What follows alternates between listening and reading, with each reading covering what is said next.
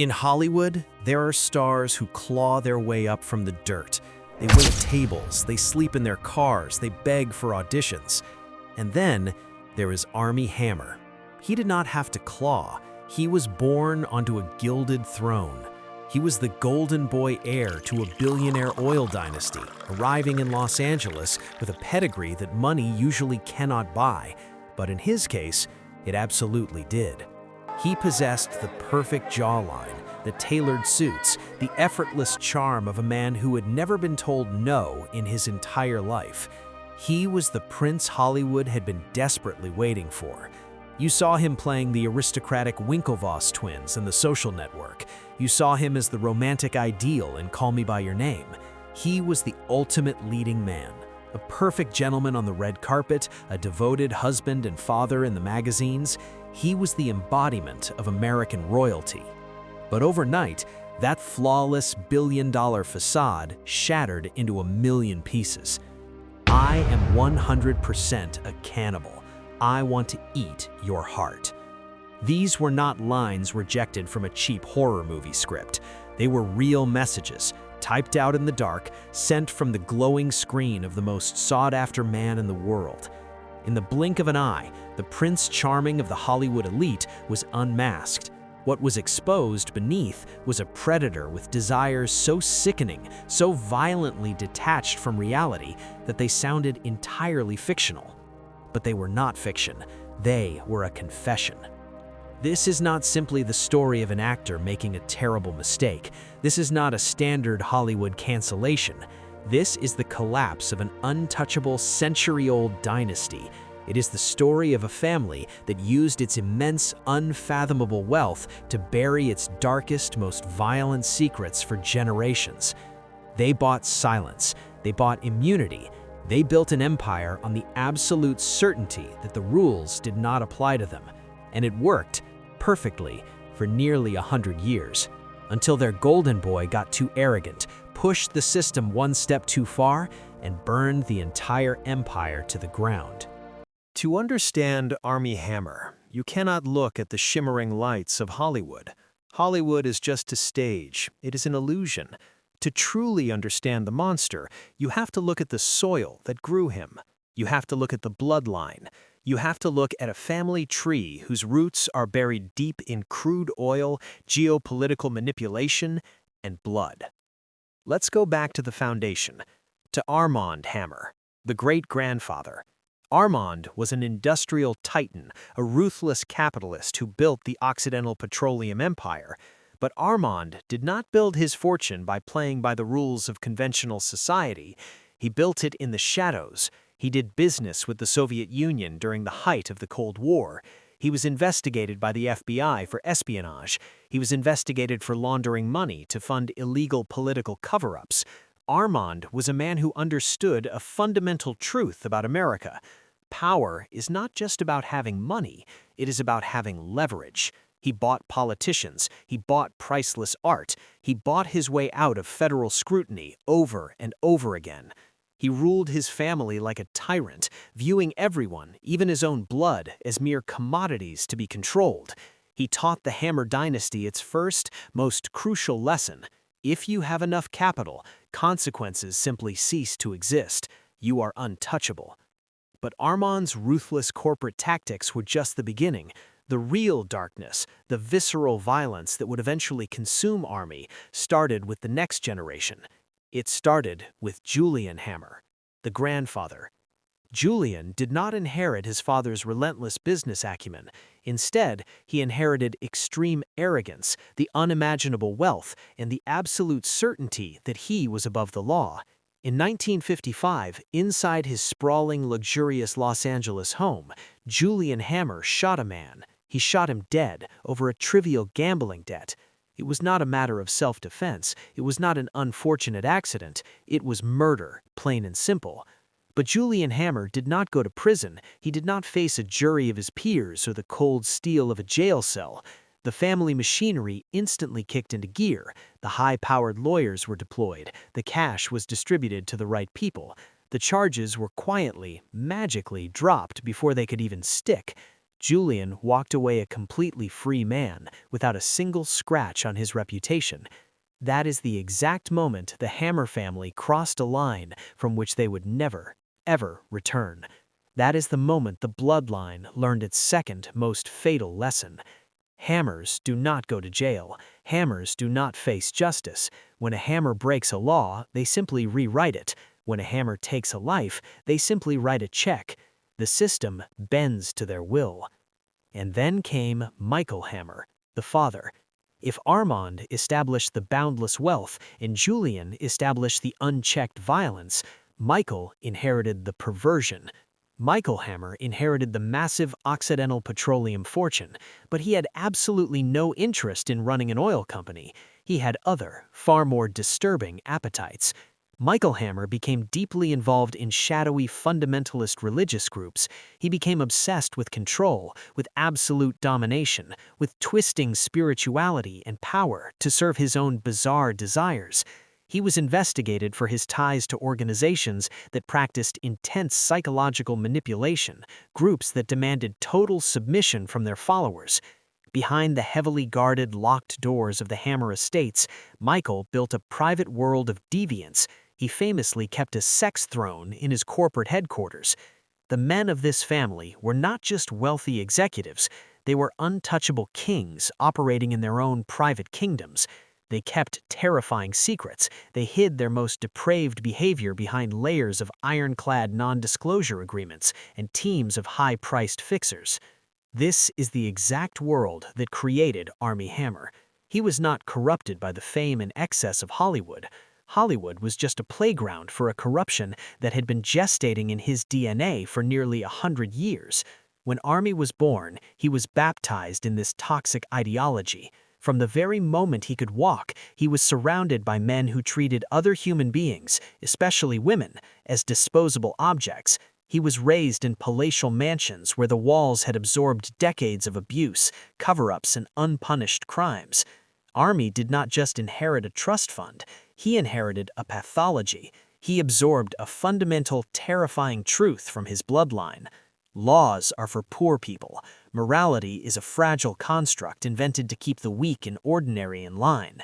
If you have the money, if your last name is Hammer, the world is yours to consume.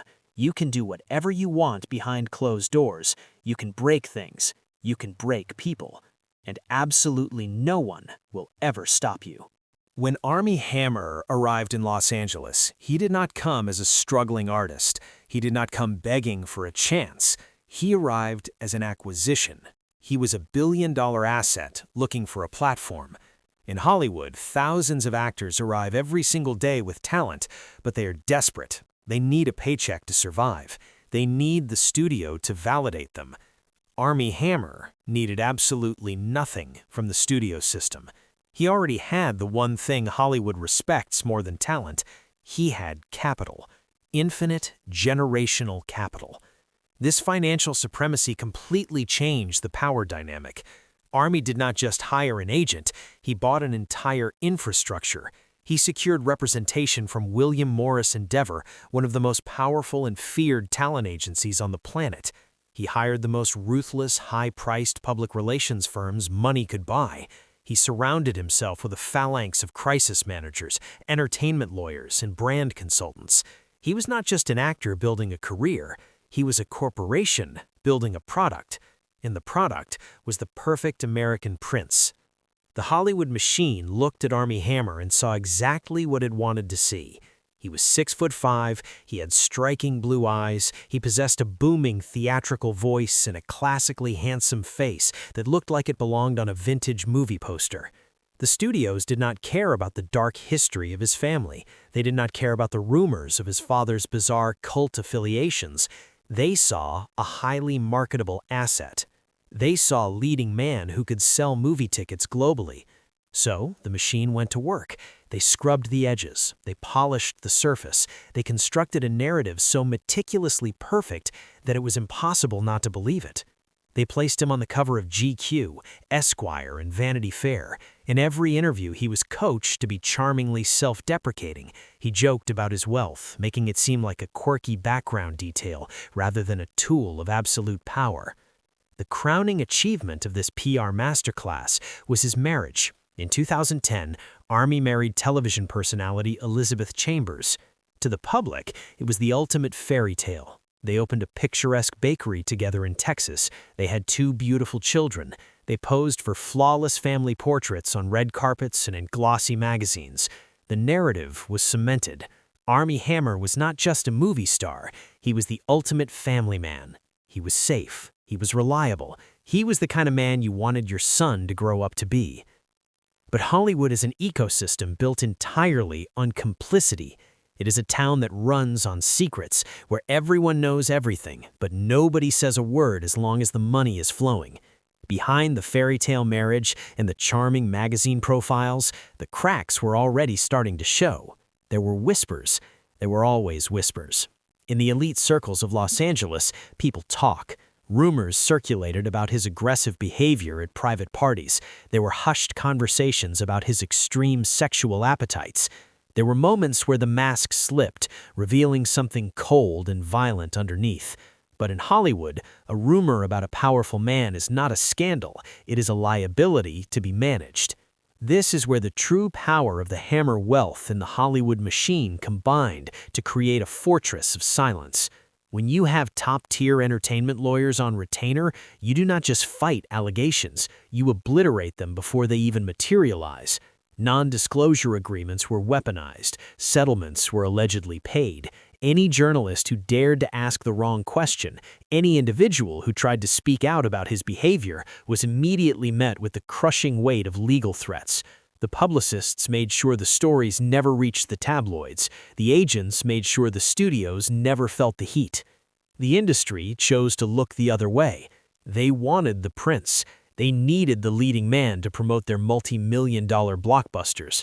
From The Lone Ranger to Call Me By Your Name, the studios invested heavily in the Armie Hammer brand. To acknowledge the darkness lurking beneath the surface would mean jeopardizing hundreds of millions of dollars in box office revenue. So they protected the investment. Armie Hammer learned exactly what his grandfather and great-grandfather had learned before him. The system will always protect the elite.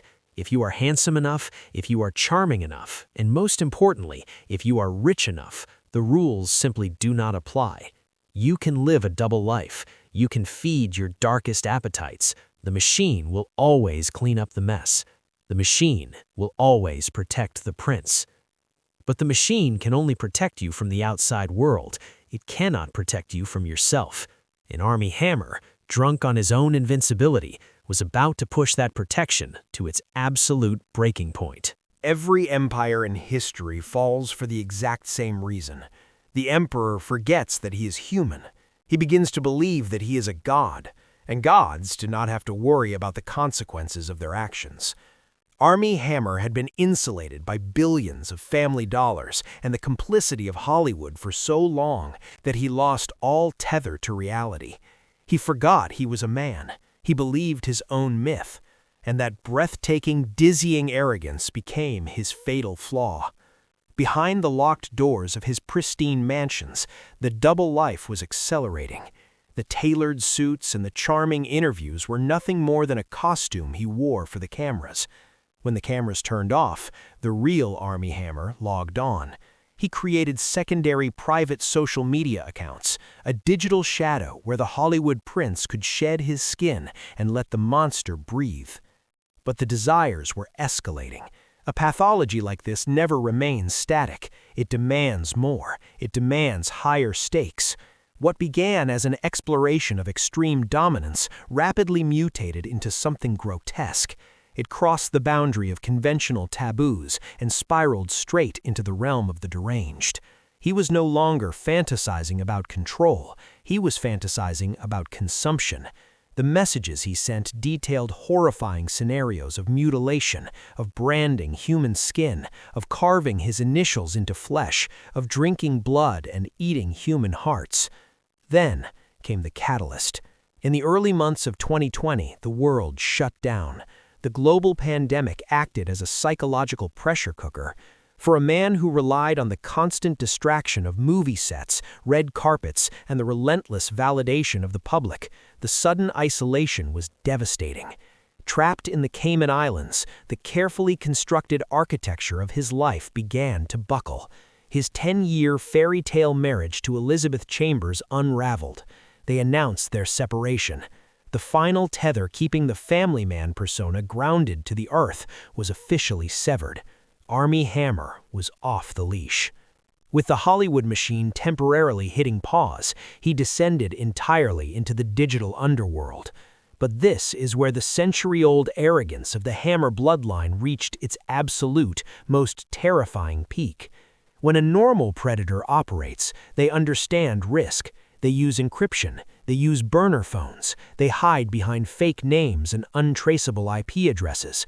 They understand that if they are caught, their lives are over. Armie Hammer did not use encryption. He did not use a burner phone. He did not hide behind a fake name. He typed out naked, violent, explicit fantasies of cannibalism and rape, and he hit send from his official, verified Instagram account. Let that sink in. He sent these horrifying messages from an account bearing his real name, his real face, and a blue verification checkmark. An account followed by millions of people. An account managed and monitored by the most powerful public relations teams in Los Angeles. Why would a man with so much to lose be so incredibly reckless? Because he genuinely believed he had absolutely nothing to lose. He was suffering from the ultimate delusion of the ultra-rich. He looked at the blue checkmark next to his name and saw an absolute invincible shield. He looked at his bank accounts and saw a get-out-of-jail-free card. He believed he was completely untouchable. In his mind, the women on the other end of those screens were not human beings. They were disposable commodities. They were playthings created for his consumption.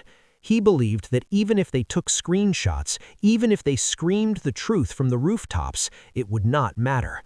Who would the world believe? A random woman on the internet or Armie Hammer, the billionaire prince of Hollywood? His lawyers would crush them. His publicists would discredit them. His family's money would silence them. That was the formula. That was the Hammer way.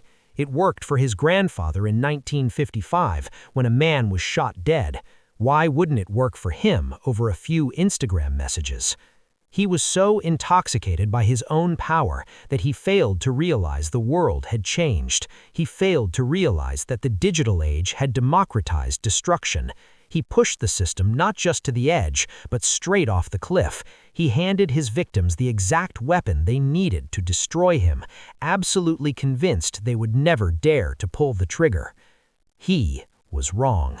January 2021. The fortress of silence that the Hammer family had maintained for nearly a century was finally breached. And it wasn't breached by a team of high-powered corporate lawyers. It wasn't breached by a federal investigation. It wasn't breached by a multi-million-dollar lawsuit. It was breached by a single, anonymous Instagram account, @HouseOfEffie. The account began posting screenshots, raw, unfiltered, unedited screenshots of direct messages sent from Armie Hammer's verified account. The internet, a machine that thrives on outrage and scandal, stopped dead in its tracks. The headlines hit with the force of a hurricane.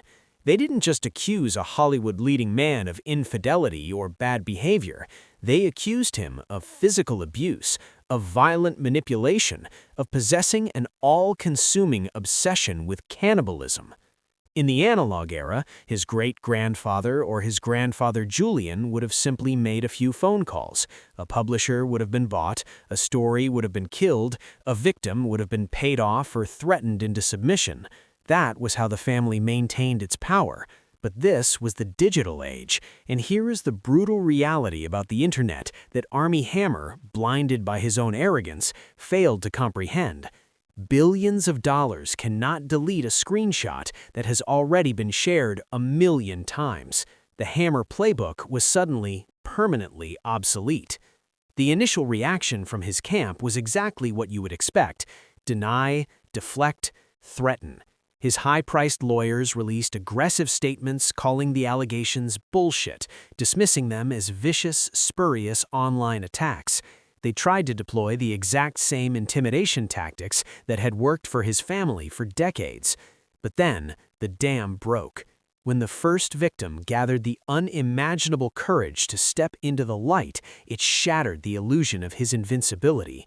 She proved that the prince could bleed, and once the monster was shown to be vulnerable, the floodgates opened. It wasn't just one anonymous account anymore, it was multiple women. Women who had never met each other, women from entirely different chapters of his life, stepping forward with stories that matched, down to the most horrifying, granular details. They provided more screenshots, they provided matching timestamps, they provided voice notes, audio recordings of his booming theatrical voice, the exact same voice that had charmed audiences around the world, now captured saying things so vile they cannot be repeated. The evidence was insurmountable. It was a digital avalanche, and it was burying him alive. Now, watch how quickly the Hollywood machine operates when a billion-dollar investment turns toxic. Hollywood is not a family, it is not a brotherhood, it is an ecosystem built entirely on math. When an actor makes the studio's money, they will protect him from anything. But the moment the public relations nightmare outweighs the box office potential, the machine does not just abandon you, it actively erodes you to protect itself. The unraveling of Armie Hammer was a masterclass in corporate self-preservation. It happened with breathtaking, ruthless speed. First, his personal publicist, the very person paid to spin his image, resigned. Then the unthinkable happened. William Morris Endeavor, the legendary agency that had spent years molding him into the perfect American prince, formally dropped him. He was cast out of the inner sanctum. Then came the multi-million-dollar dominoes. He was starring alongside Jennifer Lopez in a massive romantic comedy called Shotgun Wedding. He was fired. He was set to star in The Offer, a high-profile series about the making of The Godfather. He was fired. He was slated for a Broadway play. Fired. Within a matter of weeks, a career that had taken over a decade and millions of dollars to build was completely, utterly vaporized. He went from being the most sought-after leading man in the industry to a radioactive pariah that no studio would touch with a 10-foot pole. And then, it got worse. The Los Angeles Police Department officially opened a criminal investigation into allegations of sexual assault. The legal shield of the Hammer dynasty was cracking. But the absolute, most devastating blow did not come from the media. It did not come from the studios. It did not even come from the police. The final, fatal strike came from inside his own house. As Armie was drowning in the scandal, a documentary series was announced. It was titled House of Hammer, and its star witness was not an investigative journalist or a disgruntled outsider. It was Casey Hammer, Armie's own aunt, the granddaughter of Armie Hammer. She stepped in front of the cameras and ripped the doors off the family vault. She detailed the generations of abuse, the financial manipulation, the sociopathic behavior, and the terrifying reality of what it meant to be born into that bloodline. She validated every single horrifying whisper about the men in her family. It was the ultimate betrayal. The family name, the very thing that had shielded Armie his entire life, was now being weaponized against him on national television. Faced with a global scandal they could no longer buy their way out of, the Hammer dynasty did the only thing it knew how to do. It protected the capital. They officially cut him off. The golden boy was disowned. The golden umbilical cord that had fed his arrogance, funded his lawyers, and fueled his darkest desires was completely severed. He was no longer a Hollywood star. He was no longer a billionaire heir. For the first time in his life, Armie Hammer was entirely, terrifyingly alone. If you travel to the Cayman Islands today, you might see a familiar face. But you won't find him on a private mega yacht or lounging behind the guarded gates of a billionaire's compound. You will find him sitting in a small, unremarkable office cubicle. You will see a man who used to wear bespoke Tom Ford tuxedos to the Academy Awards, now wearing a standard-issue corporate polo shirt. He sits at a desk, picking up a phone, trying to convince passing tourists to buy vacation timeshares just to make a living. The Golden Prince of Hollywood, the heir to the Occidental petroleum fortune, reduced to a desperate salesman. He is completely bankrupt. He relies on loans from a few remaining friends just to afford groceries. The multi-million-dollar acting contracts are gone. The PR teams are gone. The family billions, the ultimate safety net that protected his grandfather and his father, are locked away, forever out of his reach. The Hammer dynasty looked at the public wreckage he caused and simply amputated him to save themselves. So what is the legacy of Armie Hammer? His story is a terrifying mirror held up to the elite. It proves that Hollywood is merely a machine. It can put a tuxedo on a monster. It can teach a predator how to smile for the cameras. And it can manufacture a fairy tale that the whole world wants to buy. And it proves that immense generational wealth can buy almost any silence. It can buy lawyers, it can buy non-disclosure agreements, and it can buy the illusion of invincibility. But you cannot outrun your own bloodline. The Hammer family spent a century building a fortune out of the earth, manipulating governments and silencing their victims. They believed their money elevated them above the human condition. They believed they were gods. But the rot was always there, gestating in the DNA, passed down from father to son like a genetic curse. Armand built the empire on ruthlessness. Julian stained it with blood. Michael infected it with perversion. And Armie, intoxicated by the absolute arrogance of his ancestors, finally burned it to the ground. The legacy of the Hammer family wasn't oil, it wasn't power, and it certainly wasn't cinema. It was violence. And in the end, when the money stopped shielding him and the cameras stopped rolling, that violence did exactly what it was always destined to do. It ate him alive.